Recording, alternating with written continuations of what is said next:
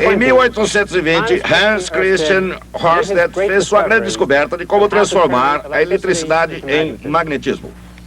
Naquele momento, todos os cientistas da Europa sabiam que outra grande descoberta estava por ser feita. Ela consistiria em descobrir como utilizar o magnetismo para produzir eletricidade. Eles também sabiam que o autor dessa descoberta se tornaria imortal. Assim, todos voltaram correndo para os seus laboratórios e começaram a trabalhar. 12 anos se passaram e nada aconteceu. Ainda hoje, 12 anos é muito tempo. Para a maioria de vocês, 12 anos equivale a 2/3 de sua vida. Isso é quase a metade da minha vida.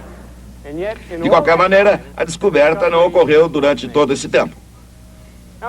Em ciência, quando se compreende alguma coisa, é muito difícil lembrar como era antes, quando não a havíamos ainda compreendido.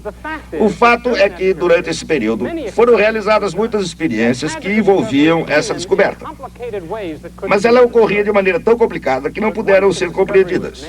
Mas, uma vez feita a descoberta, e tendo sido ela reduzida à sua essência, não pode ser mais simples. Eu vou lhes mostrar. Aqui temos um simples pedaço de fio enrolando uma espira. Minha tarefa é fazer com que uma corrente elétrica percorra esse fio. O fio está ligado a um galvanômetro, que está ligado a esse ponto de luz. Se eu fizer com que a corrente percorra o fio, aquela luz irá se mexer. O que devo fazer para isso acontecer? Usar um magnetismo. Aqui temos um ímã. Usar esse ímã para fazer uma corrente percorrer esse fio é muito fácil. Basta trazer a espira até o ímã ou afastá-la novamente. Aí está. Essa foi a grande descoberta. Mais uma coisa.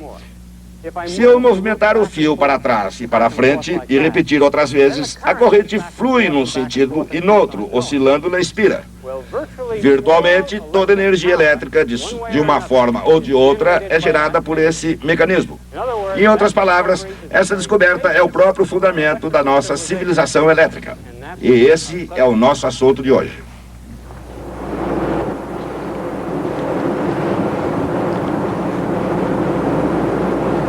Sem energia, as civilizações não chegam a lugar algum, nem mesmo em círculos. Mas com um vento forte e constante e uma máquina relativamente simples, uma fonte interminável de energia pode fluir praticamente em qualquer lugar. E uma vez convertida em eletricidade, produzir aquilo que os antigos provavelmente jamais imaginaram. Hoje parece fácil, mas para compreender como o vento produz eletricidade, é preciso nos aprofundarmos mais um pouco e trazer a questão sob uma perspectiva histórica.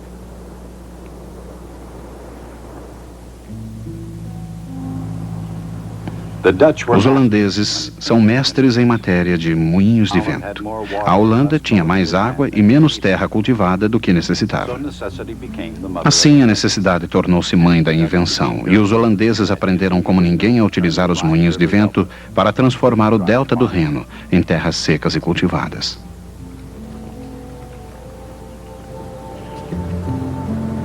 Mas no século XIX, outro tipo de revolução estava no ar. Era o poder e a glória do vapor. Apesar de toda sua majestade, o futuro não seria dos moinhos de vento, mas sim dos motores a vapor, alimentados pelo sólido mineral chamado carvão. O carvão era barato, sólido como uma pedra e facilmente acessível através da linha de trem mais próxima. Assim, durante algum tempo, o carvão foi um sucesso. Mas, tanto no comércio quanto na química, poucas coisas permanecem inalteradas por muito tempo. E mesmo com todo o sucesso do carvão nos países industrializados, um elemento novo e diferente entrou em cena. Ele se chamava eletricidade. Em nenhum outro lugar, ela foi estudada com mais afinco do que na Royal Institution, em Londres. E ninguém a estudou mais profundamente do que o mais diligente e intuitivo cientista do século XVIII, Michael Faraday.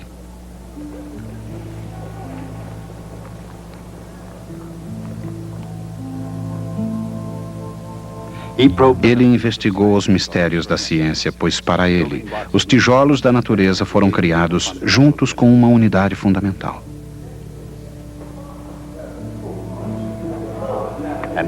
Faraday acreditava que o projeto original seria encontrado dentro das leis da física.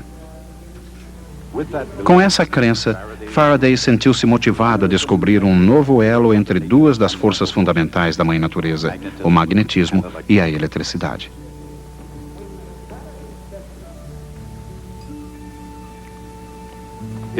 Sua busca teve início em 1821 com a descoberta de Hans Christian Ørsted de que o fluxo de uma corrente elétrica produz um campo magnético.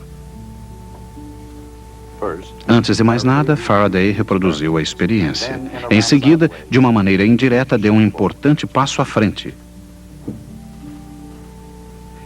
Inventou um dispositivo que girava durante todo o tempo em que seguia o campo magnético circular criado por uma corrente. A partir de então, quando pensavam em coisas capazes de produzir energia, as pessoas já não pensavam apenas em moinhos e máquinas a vapor.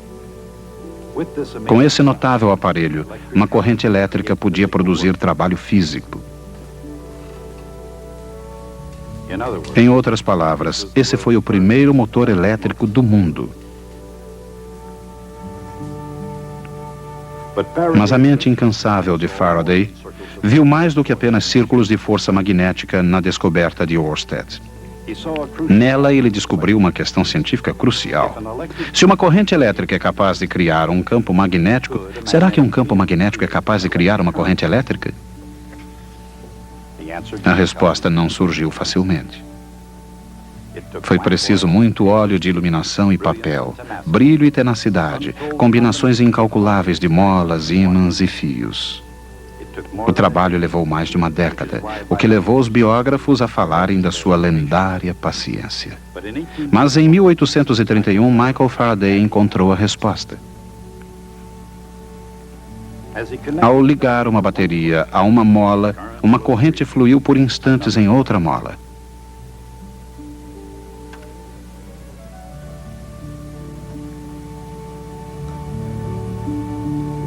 Ele havia encontrado a resposta.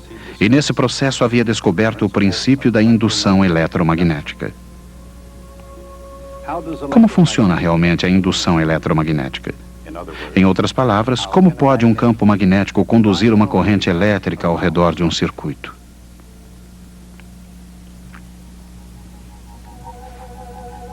Os campos magnéticos aplicam forças às cargas elétricas, mas só quando as cargas estão em movimento. A direção da força é perpendicular à velocidade e ao campo, e depende do sinal da carga, neste caso, negativa.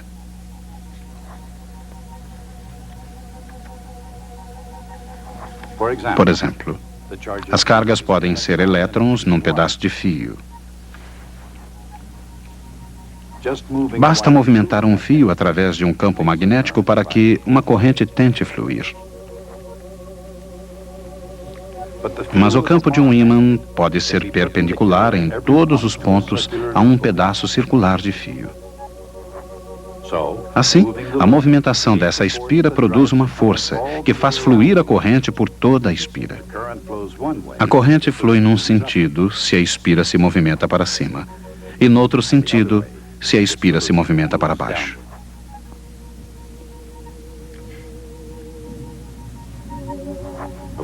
Naturalmente, uma corrente também flui quando a espira está imóvel, desde que o ímã se movimente num sentido, se o ímã se movimenta para baixo.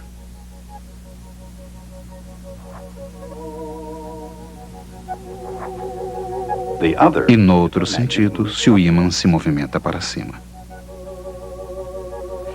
Na verdade, Faraday descobriu que qualquer método que faça variar o campo magnético através de um circuito é capaz de fazer uma corrente fluir. Por exemplo, ele podia induzir uma corrente movimentando um ímã em relação a uma mola.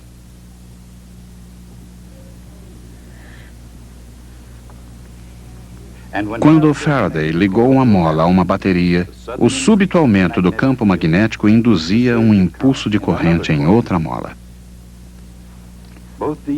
Essas ideias podem ser expressas em termos de fluxo magnético.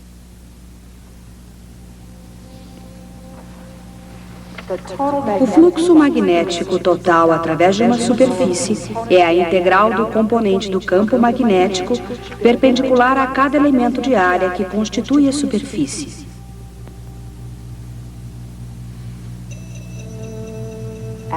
Quando uma espira se movimenta através do campo de um ímã, o fluxo através da espira se altera constantemente. A variação do fluxo faz com que uma corrente flua como se impulsionada por uma voltagem. Essa voltagem, conhecida como força eletromotriz E, é igual a menos a taxa de variação do fluxo magnético através da espira. Essa é a chamada lei de indução eletromagnética de Faraday.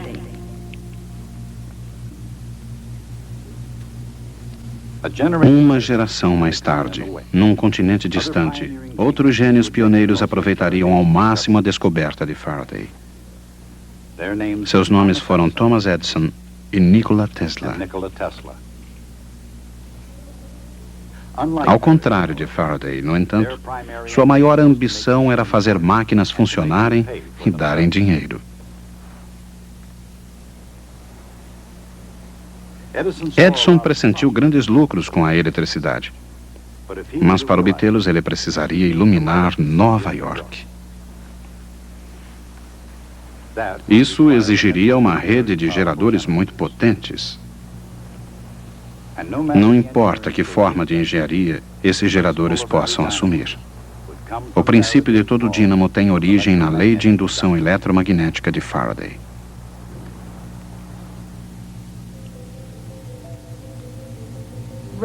Girando uma espira num campo magnético constante, estamos alterando constantemente o fluxo através da espira. A voltagem e a corrente resultantes são sinusoidais, fluindo primeiro numa direção e depois na outra. Utilizando elaborados contatos corrediços presos a espirais giratórias, Edison pôde compensar as oscilações de voltagem, obtendo uma corrente que corria sempre na mesma direção a partir dos seus geradores. Tesla acreditava que o sistema de corrente contínua de Edison era caro e ineficiente e que correntes alternadas ofereceriam um melhor desempenho. Mas, de qualquer maneira, contínua ou alternada permanecia uma questão. Em que direção flui a corrente induzida?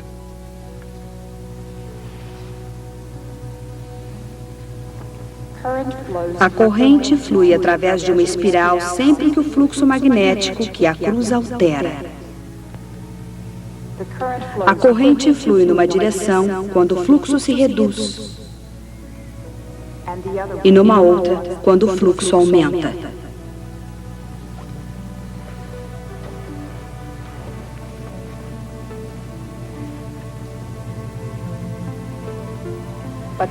Mas a corrente induzida no fio também cria o seu próprio fluxo, cuja direção depende da direção da corrente. O fluxo criado pela corrente induzida se opõe sempre à variação do fluxo exterior. Essa regra é conhecida como a lei de Lenz. O resultado da adição dos dois campos é uma redução da velocidade, na qual o fluxo magnético, através de qualquer circuito, é capaz de se alterar.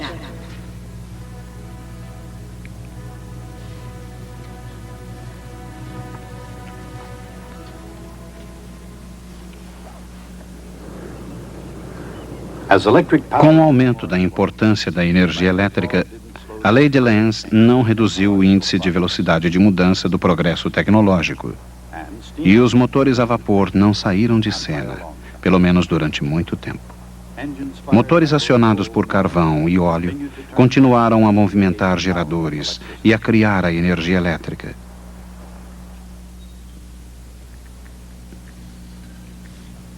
No entanto, quanto mais carvão e óleo eram extraídos e consumidos, mais se tornava evidente que a Terra começou com um estoque limitado. e que, em alguns casos, como era o caso de combustíveis fósseis, o fim já estava próximo. Assim, prosseguiu a busca de alternativas. Durante algum tempo, a energia hidroelétrica foi uma grande promessa.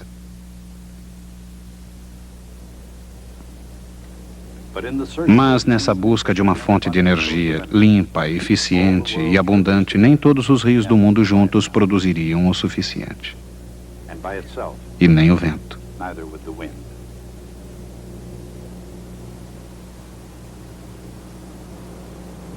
Mas, juntamente com a energia geotérmica e solar, o vento oferece uma energia barata e descentralizada, capaz de dividir a carga com as usinas geradoras centralizadas tradicionais.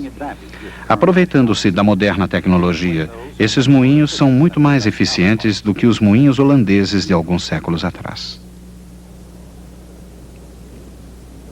De qualquer maneira, quer a energia elétrica venha do vento ou da água, da força nuclear ou do carvão, ela é gerada de acordo com o princípio da indução eletromagnética.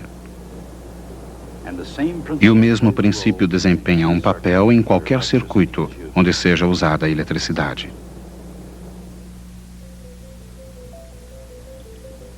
Uma corrente elétrica em qualquer circuito produz um campo magnético que, ao ser variado, induz uma corrente no mesmo circuito que se opõe à mudança. Esse fenômeno é a autoindução. O efeito da autoindução é maior numa espiral de muitas voltas, chamado solenoide, exatamente porque ela dá muitas voltas em redor do fluxo inconstante.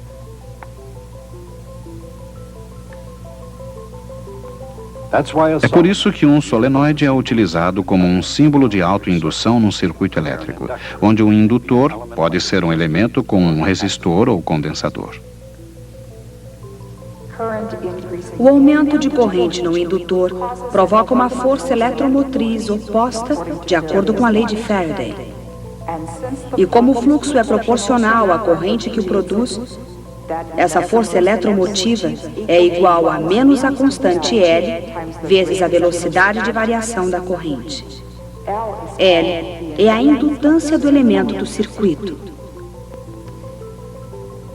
Um indutor se opõe e retarda o aumento da corrente no circuito, enquanto o resistor pode provocar uma queda da corrente através da dissipação de energia. Mas, indo além dessas preocupações práticas, qual seria o valor da teoria de Michael Faraday? Ao contrário de um motor, não é algo simples e óbvio. E ao contrário de qualquer máquina, não é algo a que se possa dar um preço. Na verdade, o valor da indução eletromagnética vai além da economia tecnológica.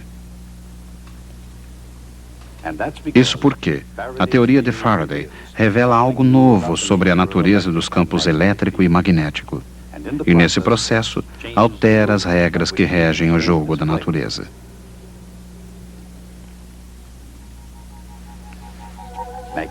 Os campos magnéticos circulam, mas não convergem para um ponto. Os campos elétricos convergem para um ponto, embora não circulem jamais.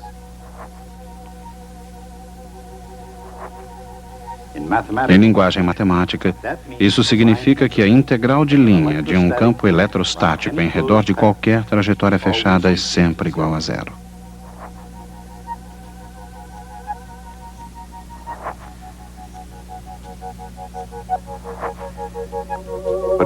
Mas quando o fluxo magnético através de uma espira se altera com o tempo, ele cria uma força eletromotriz em torno do fio.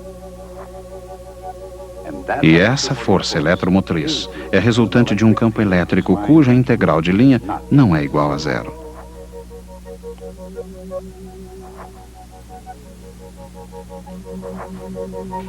Em outras palavras, existe uma maneira de fazer os campos elétricos circularem. Isso é possível alterando-se o fluxo magnético.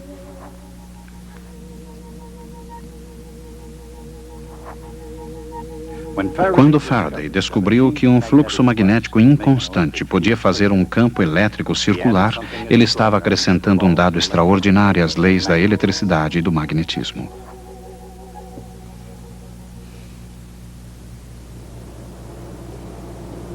Assim, embora se afirme com frequência que não existe nada de novo sob o Sol, isso não se aplica à indução eletromagnética.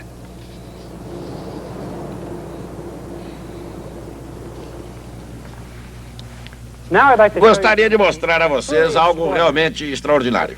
Mas primeiro, vou explicar o que vocês irão ver. Quando começamos a discutir a indução eletromagnética, foi assim que expliquei como seria o seu funcionamento. Disse que o fio se movimenta através do campo magnético e que, em virtude do movimento do fio, as cargas no seu interior ficam sujeitas a uma força que faz com que a corrente se movimente. Mas quando finalmente formulamos a lei de Faraday, descrevemos o que acontece de maneira bem diferente. Dissemos, então, que a força eletromotriz é proporcional à velocidade de variação do fluxo magnético total através do circuito. Isto sugere que a experiência poderia ter sido feita de uma outra maneira. Poderíamos ter utilizado um solenoide, um enrolamento helicoidal como esse, no qual o arame dá muitas voltas. Se passarmos uma corrente através desse enrolamento, ela cria um campo magnético nessa direção. Se pusermos uma espira em torno desse solenoide e o ligarmos a um galvanômetro, quando ligarmos o solenoide, o fluxo através da espira irá aumentar, embora não tenha havido jamais qualquer campo magnético na posição da espira. De acordo com a lei de Faraday, o galvanômetro deveria saltar. Vocês poderão dizer que o campo magnético na posição do arame não é realmente zero, pois o fluxo magnético que atravessa o solenoide precisa voltar para o lado de fora. O que significa que existe algum campo magnético do lado de fora. Podemos resolver o problema pegando o solenoide e dobrando na forma de uma rosquinha ou toroide. Essa é a aparência do toroide. Ele possui alguns enrolamentos de metal e quando uma corrente atravessa esses enrolamentos, linhas de fluxo magnético passam através do toroide e se fecham sobre si próprias, sem jamais ir para o lado de fora. O que significa que o fluxo magnético do lado de fora de um toroide é realmente igual a zero. Agora, se tomarmos uma espira e passarmos através da rosquinha e a trouxermos de volta e ligá-la com o galvanômetro, quando ligarmos o toroide, o ponteiro do galvanômetro deverá saltar, mesmo que o campo magnético na posição da espira seja exatamente zero. É isso que eu pretendo demonstrar. Aqui temos um toroide. Quando ligamos o toroide através desse interruptor, haverá fluxo magnético do lado de dentro, mas não haverá qualquer campo magnético do lado de fora. A espira ainda está ligada ao galvanômetro. Sabemos que se houver um campo magnético ligado neste arame, o galvanômetro irá saltar. Podemos colocar a espira sobre o toroide. Agora o ligamos e o galvanômetro não sai do lugar. Quando ligamos o interruptor, absolutamente nada acontece. Mas, se tomarmos esse arame e o introduzirmos na rosquinha, o resultado é completamente diferente. Abrimos o fio, passamos pelo meio, atando novamente. Mesmo não havendo campo magnético na posição do fio, quando ligamos o toroide, o galvanômetro irá saltar. Observem. Aí. Quando desligamos, o mesmo acontece. Essa é a essência da indução eletromagnética. Mas gostaria de mostrar a vocês uma outra coisa sobre indução eletromagnética. Esse pêndulo. Este é um pêndulo comum, mas com um pedaço de cobre na extremidade. O cobre oscila entre os polos de um eletroímã. O ímã não está ligado no momento. Se estivesse, o cobre oscilaria dentro do campo magnético. Então, devido à indução eletromagnética, correntes elétricas seriam induzidas e fluiriam no cobre. Sempre que correntes atravessam um pedaço de metal, isso produz um aquecimento. ocorre uma perda de energia. De onde vem a energia? O único lugar possível é da oscilação do pêndulo. O pêndulo deverá ter seu movimento reduzido quando ligamos o ímã, o que podemos fazer com esse interruptor. Vamos fazer com que o pêndulo oscile novamente e entremos no ritmo da oscilação. Quando acionamos o interruptor, podemos detectar que o pêndulo reduz seu movimento. Vamos lá. Vamos fazê-lo oscilar novamente. Agora vamos ligar o interruptor. Observem. Olha aí. Aí. Viu? Perceberam? Gostaria de mostrar ainda uma outra coisa para vocês. A indução eletromagnética pode não apenas fazer parar um pedaço de metal, mas pode também fazer com que volte a se movimentar. O metal não gosta de um campo magnético constante e forte, como esse que temos aqui. Se colocarmos esse anel de alumínio no campo e o ligarmos, o alumínio salta quando é ligado. Ó, vamos ver. Assim, ó. Aí, tá vendo? Não podemos fazer melhor do que isso, né? Até a próxima.